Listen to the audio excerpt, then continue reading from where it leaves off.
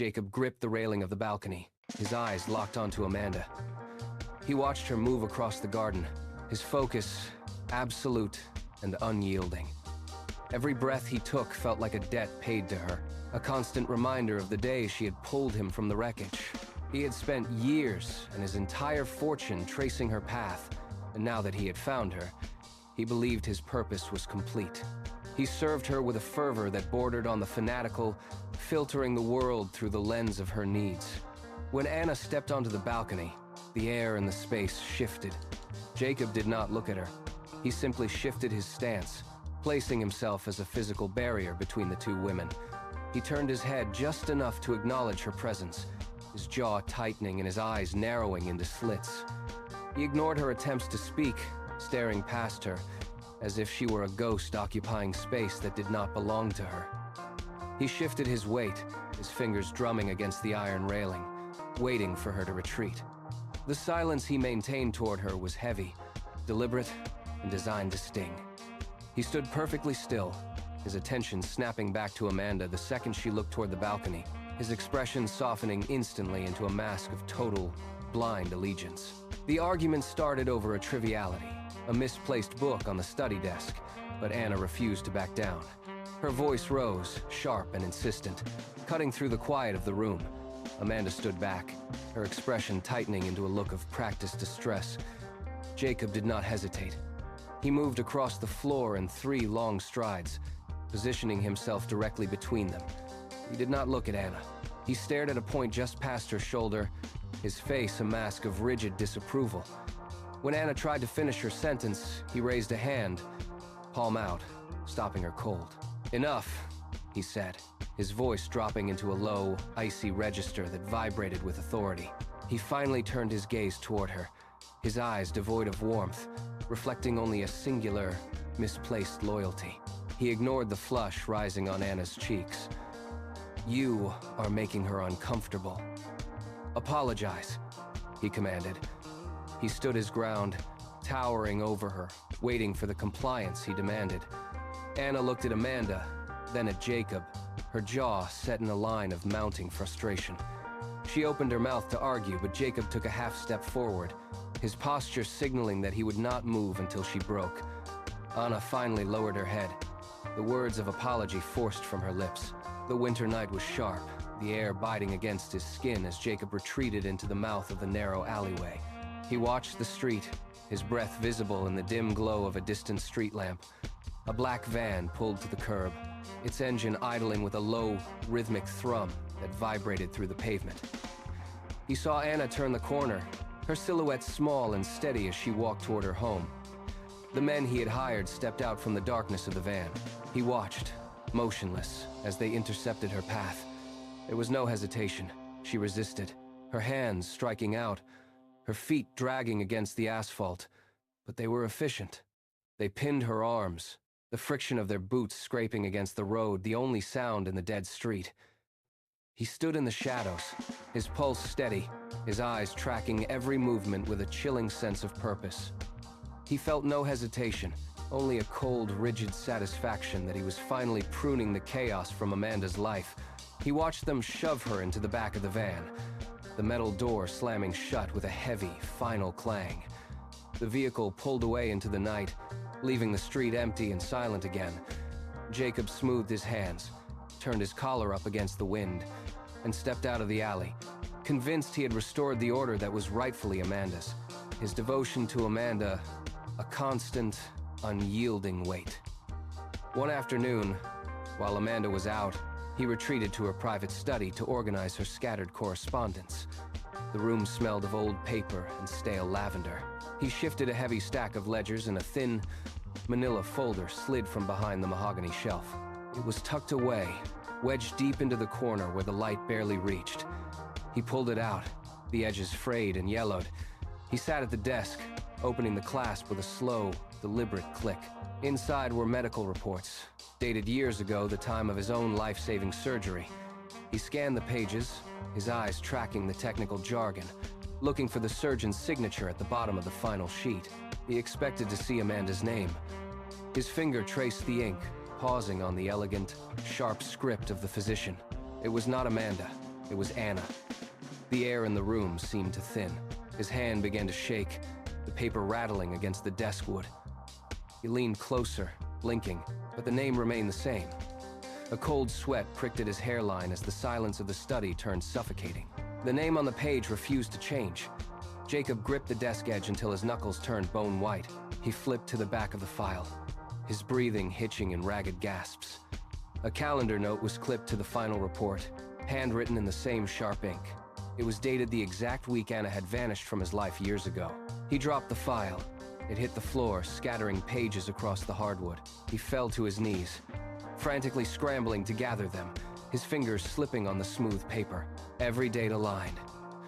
The surgery, the recovery, the weeks of silence, it all belonged to Anna.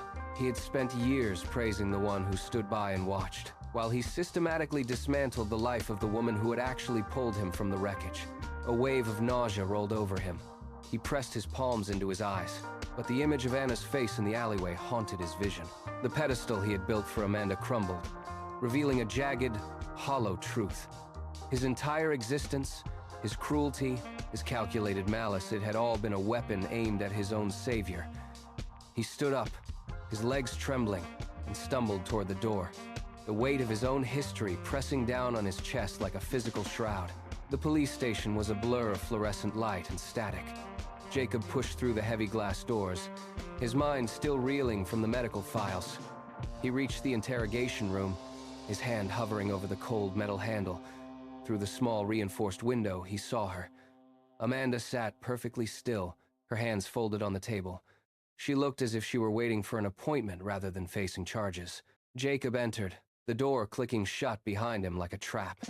He demanded the truth, his voice cracking with the weight of the betrayal. Amanda did not flinch. She shifted her gaze toward him, her eyes devoid of any warmth or regret. She spoke with a terrifying, rhythmic precision. She detailed the morning's events, the plan to eliminate Anna, the calculation, the cold execution of the attempt. She checked her watch while she spoke, as if the life of her sister were nothing more than a minor scheduling error. Jacob felt the bile rise in his throat, a hot, stinging sensation that made it hard to breathe. He had sacrificed everything for this woman, only to find a void where a heart should have been. She looked back at him, her expression unchanging, and he realized with absolute clarity that he had been an accomplice to a monster. But the physical pain was a dull whisper compared to the roar in his head. He ignored the sliding doors, pushing through the emergency entrance and ignoring the startled shouts of the staff. He vaulted the intake desk, his eyes scanning the floor maps, tracing the path to the trauma wing.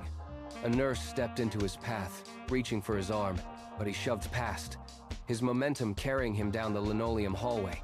He reached the room. She sat by the window, her frame dwarfed by the oversized chair.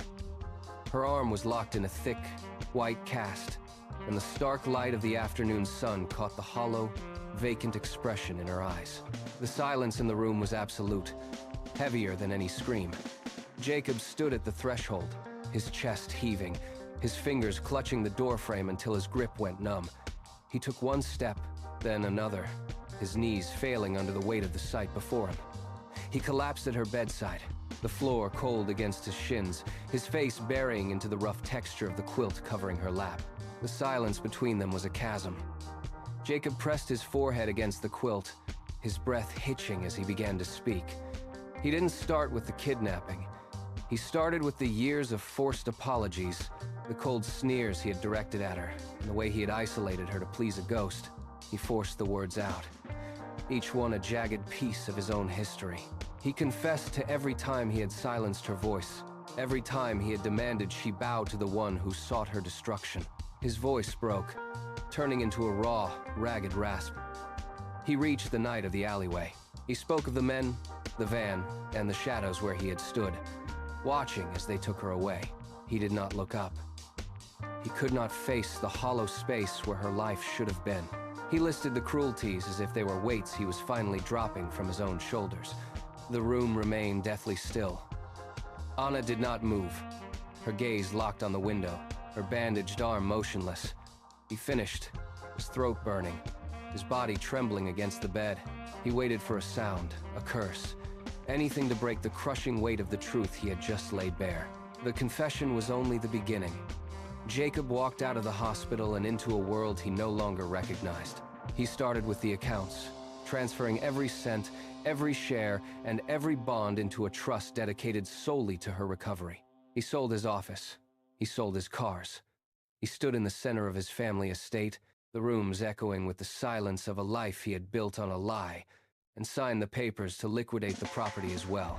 The lawyers protested, but he ignored them, his focus narrowing to a single point: Anna. He spent his days in a cycle of relentless labor. He hired the best specialists, organized transport for her treatments, and sourced medical supplies from across the continent. He grew thin.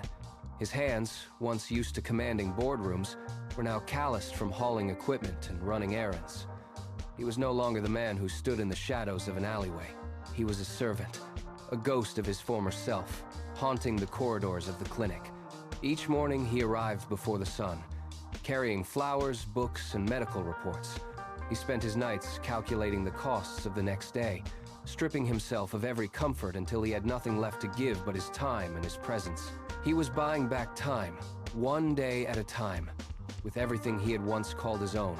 The sun dipped below the horizon, casting long, thin shadows across the hospital room. Anna shifted in her seat, the movement stiff. She looked at Jacob, her eyes steady, devoid of the sharp edges of the past. Her hand reached out, fingers brushing against his knuckles. The contact was light, fleeting, and devoid of warmth. "I forgive you," she said. The words were quiet, barely audible over the hum of the medical equipment. Jacob let out a ragged, desperate sob, his shoulders heaving as he buried his face in his hands. He could not stop the shaking. He murmured his gratitude, a broken string of apologies that fell into the sterile air. Time moved forward, but the past remained rooted. They married weeks later in a small, windowless office. There were no guests, no celebration, only the scratch of a pen on paper. As they signed the documents, Jacob did not look at her with the pride of a savior, but with the heavy awareness of a man carrying a debt that could never be settled. They walked out of the building together, two figures bound not by a shared future, but by the heavy, immutable reality of the years they had lost.